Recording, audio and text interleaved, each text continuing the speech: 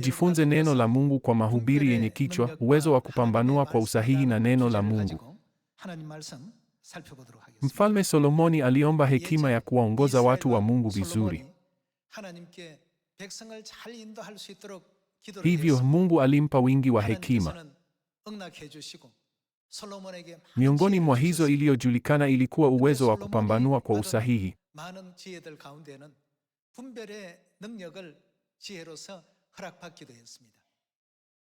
Siku moja wanawake wawili walikuja mbele ya Mfalme Solomoni.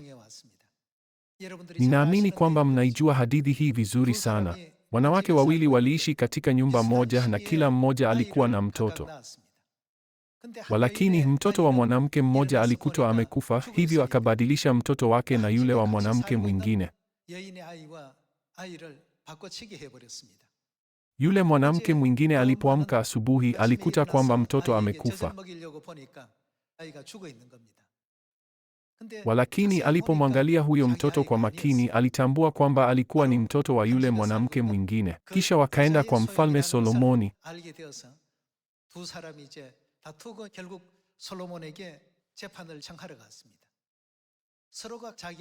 Kwa kuwa kila mmoja wao alidai kwamba mtoto aliye hai ni wao wenyewe, Mfalme Solomoni alihitaji kutumia upambanuzi mkubwa. Mfalme Solomoni alikuwa hajawahi kumwona huyo mtoto wala hakujua kuhusu uhusiano wao. Walakini Mungu alimpa hekima ya kupambanua. Matokeo yake, Solomoni alimwamuru askari mmoja amkate mtoto aliye hai vipande viwili.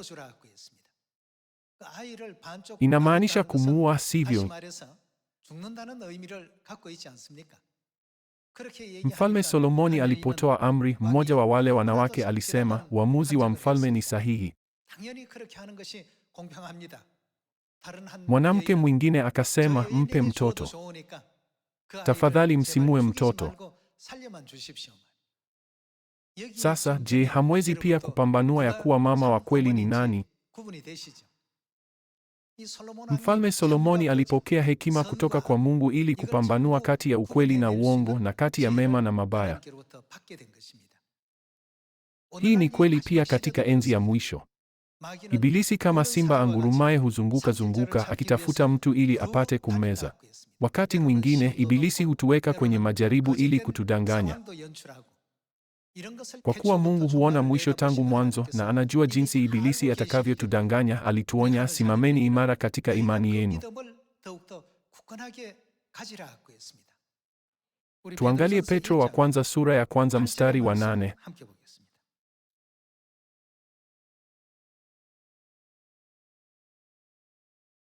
Petro wa kwanza sura ya kwanza mstari wa 8. Ingawa hamjamwona mnampenda, tena ingawa sasa hamwoni, mnamwamini na kujawa na furaha isiyoneneka yenye utukufu usioelezeka. Maana mnaupokea wokovu wa roho zenu ambao ndio nini? Lengo la imani yenu. Mfalme Solomoni aliwezaje kupambanua kati ya ukweli na uongo ijapokuwa alikuwa hajawahi kukutana na hawa wanawake?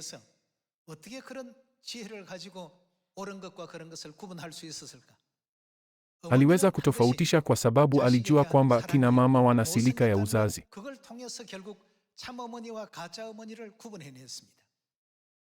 Katika enzi hii kuna makanisa mengi, mashirika mengi ya kidini na watu wengi. Basi tunaweza kutumia nini kupambanua kati ya ukweli na uongo? Mungu anatupa jibu la swali hili kama ifuatavyo. Kusudi la imani yetu ni nini? Ni wokovu wa roho zetu. Hatupaswi kamwe kusahau hili. Shetani amefanya nini tangu mwanzo? Daima husema uongo. Shetani alipowadanganya Adamu na Eva, alisema uongo kuhusu mapenzi ya Mungu. Walipokubali maneno ya Shetani, walianza kutembea njia ya maangamizi. Ilikuwa uamuzi wa kipumbavu sana. Solomoni alipambanua kati ya mama wa kweli na mama wa uongo kupitia upendo wa mama. Kuhusu imani yetu, chanzo cha wokovu ni Mungu na lengo la imani yetu ni wokovu wa roho zetu. Yule anayeelewa hili kwa usahihi hatajaribiwa na Shetani. Hawezi kuwadanganya kwa sababu wana kiwango kilicho wazi.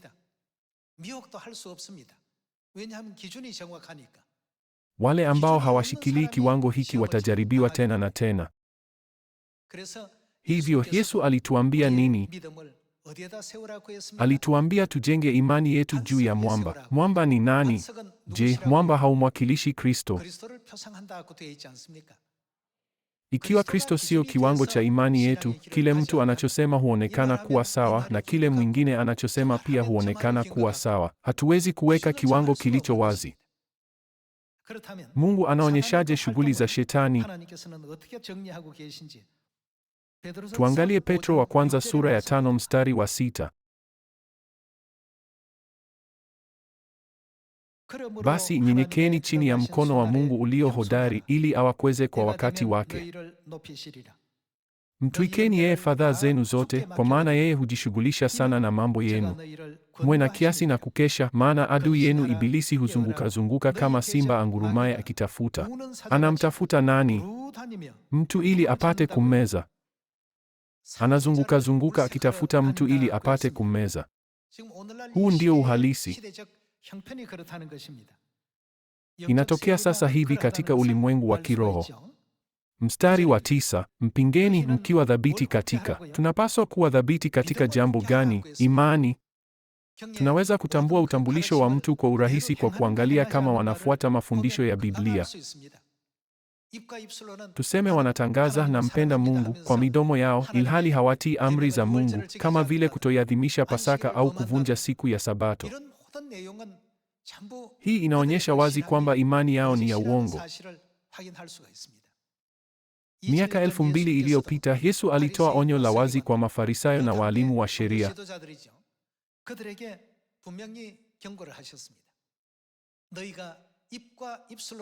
Mnaniheshimu kwa midomo yenu, lakini mioyo yenu iko mbali nami. Mtu anawezaje kujua kilicho akilini mwako? Walakini Yesu alijua. Alijuaje? Kulingana na Mathayo sura ya 15, walikuwa wakipokea mafundisho ya aina gani?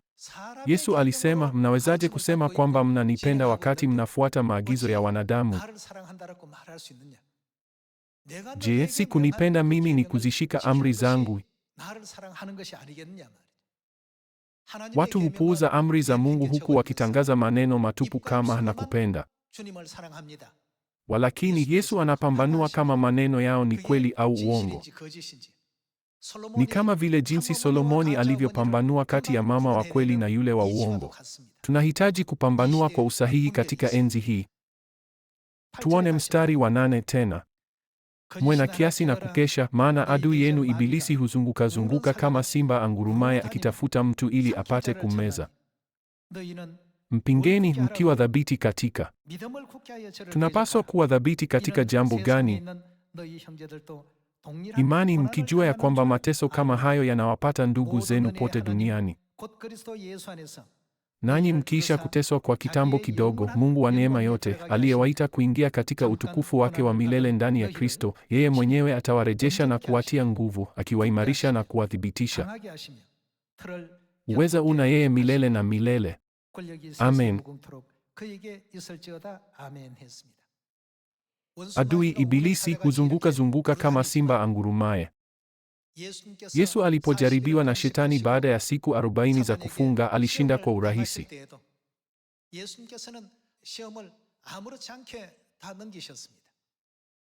Yesu alisema nini? Mtu haishi kwa mkate tu, ila kwa kila neno litokalo katika kinywa cha Mungu. Ishini kwa neno la Mungu ikiwa mnataka kuishi kwa haki. Shetani alishtuka kwa sababu hakutarajia hilo jibu. Shetani anaweza kutumia Biblia vibaya kuua nafsi kwa njia ya udanganyifu. Alimwambia Yesu, ukijitupa chini kutoka hekalu, malaika watakuchukua mikononi mwao kabla hujajikwaa mguu wako katika jiwe. Aliipotosha Biblia. Hivyo Yesu alimjibuje? Usimjaribu Bwana Mungu wako. Mungu ni kusudi la imani na sio kitu cha kujaribu. Kwa hiyo tatizo ni ikiwa tunasikiliza neno la Shetani. Je, Shetani si yule aliyetudanganya na kutusababisha kufukuzwa hadi duniani? Kumsikiliza hupeleka kwenye majaribu yasiyokwisha. Je, roho yangu inapaswa kusikiliza hili? Bila kuzingatia kiwango cha wokovu wa roho zetu, hatuwezi kupambanua kwa usahihi na imani yetu itatikiswa. Je, Shetani hakujaribu hata kumjaribu Yesu? Wakati mwingine hata hutumia Biblia. Yeye ni mwerevu sana. Ikiwa kilichotokea katika kesi ya Mfalme Solomoni kiliwatokea, mngetendaje? Ikiwa ungefikiri tu uwezekano ni 50-50, basi nafasi ya kumpa mtoto kwa mama yake wa kweli ingepotea. Solomoni hakuwa na hitilafu katika upambanuzi wake. Ni kwa sababu alikuwa na kiwango kilichowekwa tayari. Hata katika imani yetu, ikiwa hakuna kiwango, tutayumbayumba daima. Kwa nini ni hivyo? Shetani ni mbwa mwitu mkali ambaye hupora nafsi, lakini anaonekanaje kwa nje? Kwa kuwa anakuja akiwa amevaa mavazi ya kondoo, hawawezi kumtambua. Isitoshe, kwa kuwa ukweli ni wa kiroho, walio katika mwili hawawezi kumtambua. Ndiyo maana leo Mungu anatupa hekima. Lengo la imani yenu ni wokovu wa roho zenu. Walakini Shetani amekuwa akinong'oneza maneno ya kudanganya katika masikio ya wanadamu tangu kuumbwa kwa ulimwengu, kama vile alivyotumia maneno ya udanganyifu kumshawishi Eva.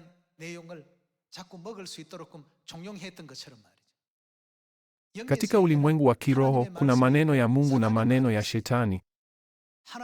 Mungu alisema, siku utakapokula matunda yake hakika utakufa. Hata hivyo, unaposikiliza neno la Shetani, kwa kweli linaweza kuonekana kama jambo bora.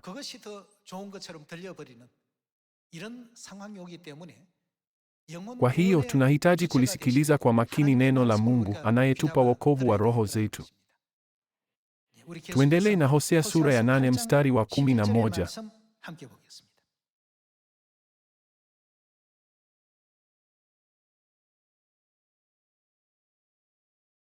Ingawa Efraimu alijenga madhabahu nyingi kwa ajili ya sadaka za dhambi, hizi zimekuwa madhabahu za kufanyia dhambi.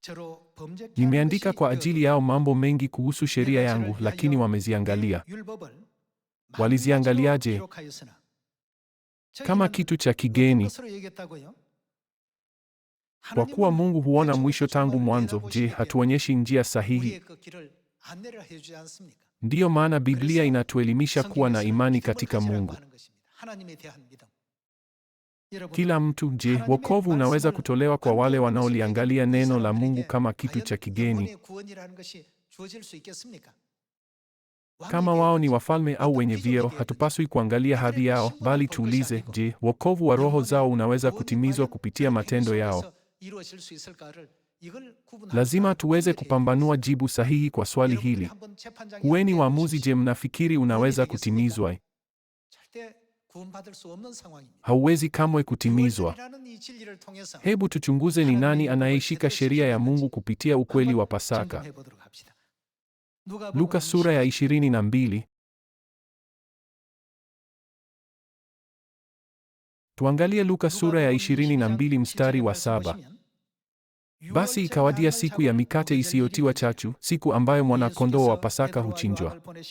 Hivyo Yesu akawatuma Petro na Yohana akisema, nendeni mkatuandalie. Maandalizi haya ni kwa ajili ya nini? Chakula cha Pasaka ili tuweze kuila. Kulingana na mstari wa 13, wanafunzi wakatoka na kuandaa Pasaka. Hebu tuangalie jinsi Yesu alivyoadhimisha Pasaka kwa kufungua mstari wa 19. Luka sura ya 22 mstari wa 19. Kisha akachukua mkate, akashukuru, akaumega na kuwapa, akisema, huu ni mwili wangu unaotolewa kwa ajili yenu. Kisha alituamuru nini? Fanyeni hivi. Hili ni neno la Mungu. Basi wale wanaolisikiliza neno lake wanapaswa kufanya nini? fanyeni hivi kwa ukumbusho wangu. Vivyo hivyo baada ya kula akakitwaa kikombe akisema, kikombe hiki ni agano jipya katika damu yangu imwagikayo kwa ajili. Hii ni kwa ajili ya nani? Yenu. Katika Hosea sura ya 8 Mungu alisema, nimeandika kwa ajili yao mambo mengi kuhusu sheria yangu, lakini walifanyaje? Waliangalia maneno ya Mungu kama kitu cha kigeni. Siku hizi, je, si kuna watu wengi wanaoiangalia Pasaka, ukweli wa uzima, kama kitu cha kigeni? Basi tafadhali fanyeni uamuzi leo kupitia maneno ya Hosea sura ya 8 na Luka sura ya 22. Upande gani unaweza kupokea wokovu na upande gani hauwezi? Wale wanaosikiliza maneno ya Mungu wako upande wa Mungu, nao watapokea wokovu. Walakini ili kuwazuia watu wa Mungu wasiadhimishe Pasaka ya Agano Jipya, kwenye mtaguso wa Nisea mnamo mwaka 325 baada ya Kristo, kwa ujanja walikashifu Pasaka na wakabadili wakati wake. Tunahitaji kupambanua kilichotokea wakati huu. Je, kanisa linaloadhimisha Pasaka linatii neno la Mungu? Au je, kanisa ambalo haliadhimishi linatii neno la Mungu? Kila mtu, je, ni vigumu kujibu? Maneno haya ni rahisi sana. Kwa kuwa wanaiangalia Pasaka kama kitu cha kigeni, je, Yesu angesemaje? Je, asingewafukuza akisema, sikuwajua kamwe? Ondokeni kwangu ninyi mnaoasi sheria. Matokeo ya matendo yetu yataamuliwa katika siku ya hukumu ya mwisho. Hata iwe nini, lazima tuisikilize sauti ya Mungu. Hata hivyo, wanakashifu kwa maneno ya ujanja sana kama Pasaka ni sheria ya Mose.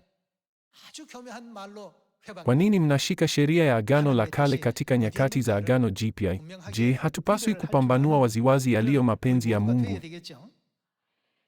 Tuangalie Amosi sura ya 2 mstari wa 4.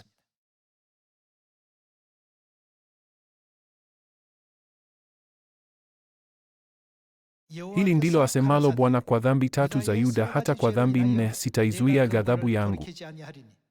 Kwa sababu wamefanya nini? Wameikataa sheria ya Bwana na wamefanya nini kingine?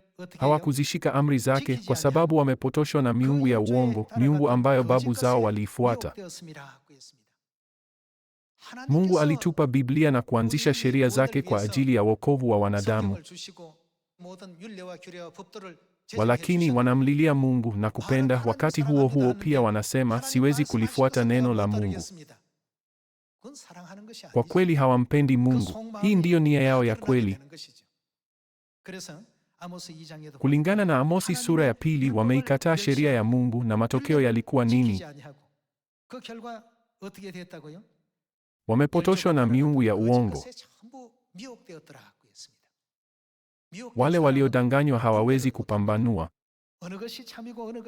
Je, kudanganywa si kupoteza uwezo wa kupambanua vizuri kile kilicho kweli na kilicho cha uongo? Tuangalie Mathayo sura ya 13 mstari wa 24.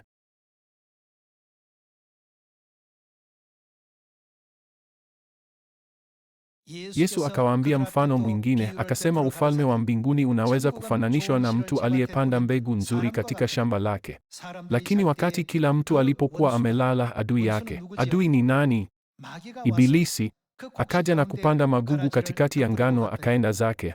Ngano ilipoota na kutoa masuke, magugu nayo yakatokea.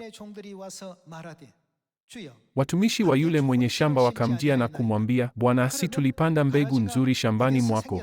Basi magugu yametoka wapi? Mwenye shamba alisemaje? Akawajibu, adui ndiye alifanya jambo hili. Mwenye shamba alijua mara moja. Kristo anayetofautisha kati ya ukweli na uongo alisema, adui ndiye alifanya jambo hili, akimaanisha kwamba shetani amefanya hivi. Alijuaje? Shetani anatuzuia tusiisikie sauti ya Mungu. Anachukia tunapoishi kulingana na neno la Mungu. Ndiyo maana alibadili majira na sheria za Mungu. Kulingana na Wagalatia sura ya 1 mstari wa 6, alifanya injili tofauti. Kwa njia hii anawazuia watu wasitembee kwenye njia ya kwenda mbinguni. Kama vile alivyowadanganya watu mbinguni, bado anawadanganya watu huku duniani. Ndiyo maana lazima tuwe na uwezo wa kupambanua kwa usahihi. Sura ya 13 mstari wa 36. Kisha Yesu akaagana na makutano, akaingia nyumbani. Wanafunzi wake wakamjia wakamwambia, tueleze maana ya ule mfano wa magugu shambani. Akawaambia, aliyepanda mbegu nzuri ni Mwana wa Adamu. Mkulima aliyepanda mbegu nzuri anamwakilisha Yesu. Shamba ni ulimwengu na mbegu nzuri ni wana wa ufalme. Magugu ni wana wa yule mwovu. Yule adui aliyepanda magugu ni Ibilisi. Mavuno ni mwisho wa dunia, nao wavunaji ni malaika. Kama vile magugu yang'olewavyo na kuchomwa motoni, ndivyo itakavyokuwa wakati wa mwisho wa dunia. Watumishi wakauliza, Bwana, kuna magugu mengi sana shambani. Je, unataka tuyang'oe? Mwenye shamba alijibuje? Mstari wa 29, lakini akasema, hapana, msiyang'oe, kwa maana wakati mking'oa magugu mnaweza mkang'oa na ngano pamoja nayo. Acheni ngano na magugu vikue vyote pamoja. Mpaka lini? Mpaka wakati wa mavuno. Mavuno ni lini? Kwa ufupi, acheni vikue vyote pamoja hadi mwisho wa dunia. Alijua, lakini akawaambia waache hivyo. Basi utambulisho wa magugu ni nini? Turudi kwenye mstari wa 39. Yule adui aliyepanda magugu ni Ibilisi. Mavuno ni mwisho wa dunia, nao wavunaji ni malaika. Kama vile magugu yang'olewavyo na kuchomwa motoni, ndivyo itakavyokuwa wakati wa mwisho wa dunia. Mwana wa Adamu atawatuma malaika zake, nao watakusanya kutoka ufalme wake kila kitu kinachosababisha dhambi na watenda maovu wote, nao watawatupa katika tanuru la moto. Hapo awali Yesu alisema, yafungeni magugu matita matita ili yachomwe moto. Lakini katika mstari wa 41 alisema, wakusanyeni wale waasi wa sheria na watupeni katika tanuru la moto. Hatimaye magugu yanawakilisha nini? Yanawakilisha uasi wa sheria, yaani kutotii sheria ya Mungu. Yesu alipokuja duniani miaka 2000 iliyopita, alitufundisha kwamba tendo kama hilo kamwe haliwezi kutuongoza kwenye wokovu. Basi tunapaswa kufanya nini na Biblia? Lazima tuyatii maneno ya Mungu. Mungu anaposema, ikumbuke siku ya saba na uitakase, ni lazima tufuate maneno ya Mungu.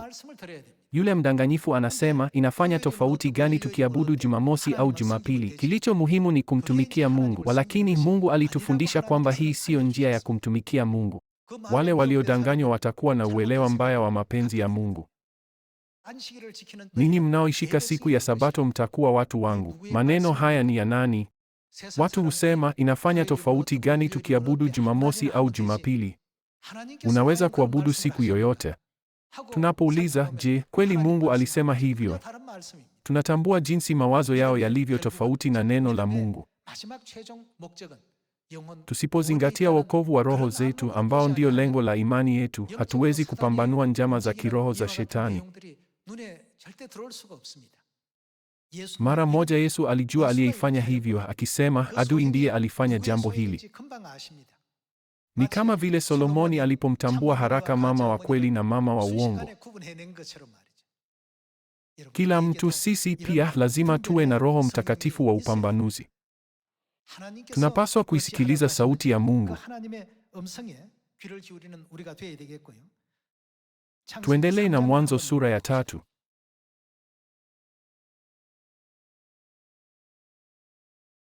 Mwanzo sura ya 3 mstari wa 1. Basi nyoka alikuwa mwerevu kuliko wanyama wote wa porini ambao Bwana Mungu aliwafanya. Nyoka akamwambia mwanamke, ati kweli Mungu alisema, kamwe msile matunda ya mti wowote wa bustanini? Mwanamke akamjibu nyoka, tunaweza kula matunda ya miti iliyoko bustanini. Lakini Mungu alisema, kamwe msile tunda la mti ulio katikati ya bustani, wala kuugusa, la sivyo mtakufa. Lakini nyoka akamwambia mwanamke, hakika hamtakufa. Nani alisema hakika hamtakufa? Haya ni maneno yaliyonenwa na Shetani, nyoka, na siyo maneno ya Mungu. Mungu alisema nini? Siku utakapokula matunda yake hakika utakufa.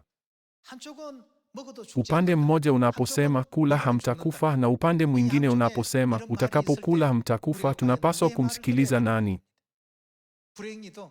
Kwa bahati mbaya, Eva alikubali maneno ya Shetani. Maneno ya Mungu lazima yatuongoze siku zote. Je, Mungu hatuamshi kwa njia ya ufalme wa mbinguni na kwa wokovu wa roho zetu?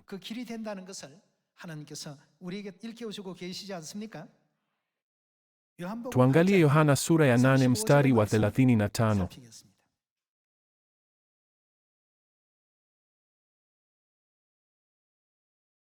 Mtumwa hakai nyumbani anakotumika siku zote, lakini mwana hukaa nyumbani daima. Hivyo mwana akiwaweka huru, mtakuwa huru kweli kweli. Ninajua ya kuwa ninyi ni wazao wa Abrahamu, lakini mnatafuta wasaa wa kuniua kwa sababu ndani yenu hamna nafasi ya neno langu. Anafanya nini? Ninasema yale niliyoyaona mbele za Baba yangu, nanyi inawapa kufanya yale mliyosikia kutoka kwa baba yenu, yaani Shetani.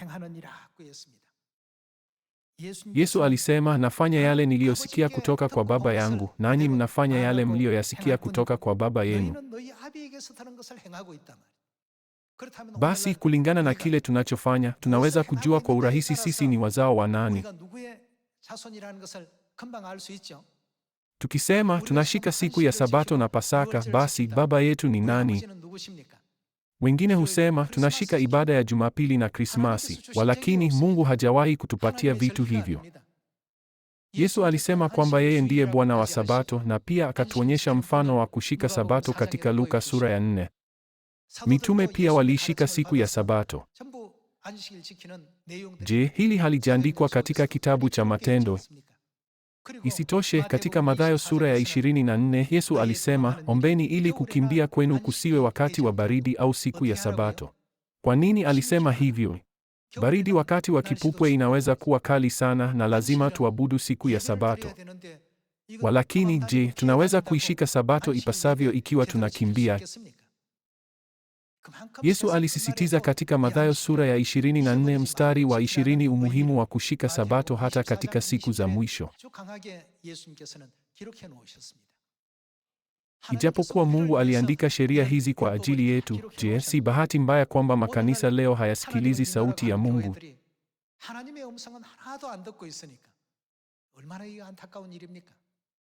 Siku ya Sabato ni ishara kati ya mimi na ninyi. Kweli ninyi ni watu wangu na watoto wangu. Je, Pasaka ya Agano Jipya haikuanzishwa kwa ahadi hizi? Kusudi la mahubiri ya leo ni kusisitiza kwamba lazima tuisikie sauti ya Mungu. Walakini kuna wale wanaodai kumwamini Mungu ilhali wanaipuuza sauti ya Mungu. Kwa kuwa wanaweka hukumu yao wenyewe juu zaidi kuliko neno la Mungu, wanasikiliza maneno ya Shetani. Hivyo ule mti wa kujua mema na mabaya ukawa wenye kupendeza machoni mwao na wenye kutamanika kwa ajili ya kupata hekima. Hatimaye matokeo yaliishia kuwa kulingana na kusudi la Shetani. Ndiyo maana Yesu alisema kwamba si kila mtu asemaye Bwana, Bwana atakayeingia katika ufalme wa mbinguni, bali ni yule tu afanyaye mapenzi ya Baba. Je, kufuata mafundisho yake si njia ya mkato ya kuufikia wokovu wetu? Tuangalie Yohana wa kwanza sura ya 2 mstari wa 18.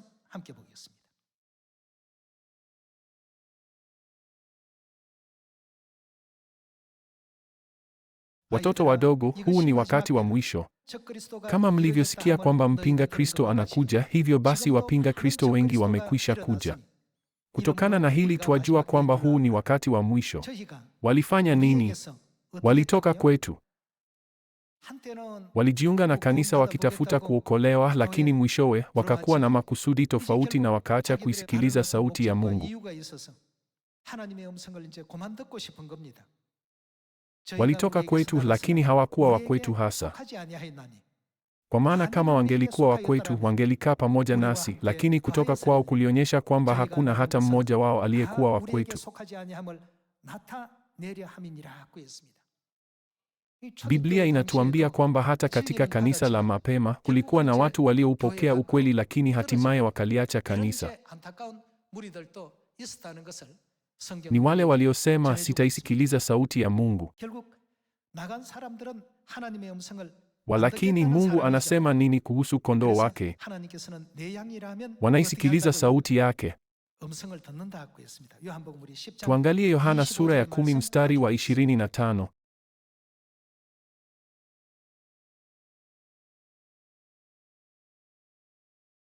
Yesu akawajibu, nimewaambia, lakini hamwamini. Mambo ninayoyatenda kwa jina la Baba yangu yananishuhudia,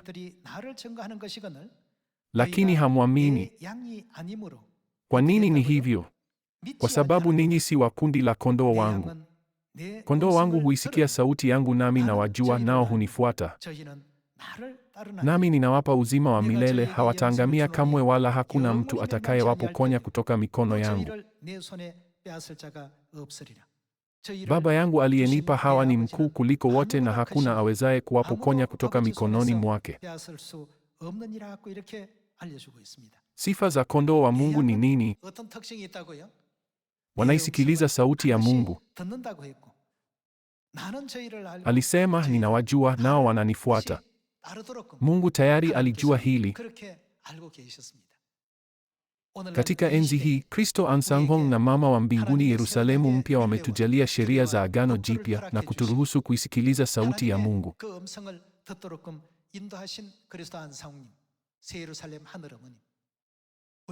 Sababu ni lazima tufuate mafundisho ya Baba na Mama ni kwamba Biblia na manabii wametufundisha kwamba hii ndiyo njia ya wokovu.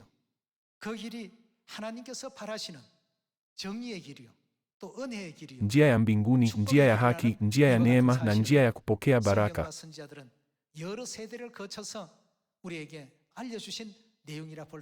Katika enzi hii tunahitaji uwezo wa kupambanua kwa usahihi.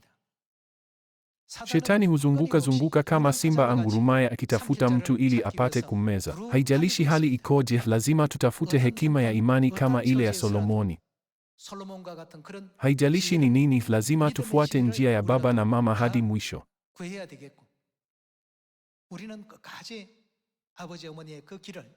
Kila mtu, njia tunayotembea ni njia sahihi. Wakati mwingine, njia sahihi inajumuisha mateso, vizuizi na vishawishi.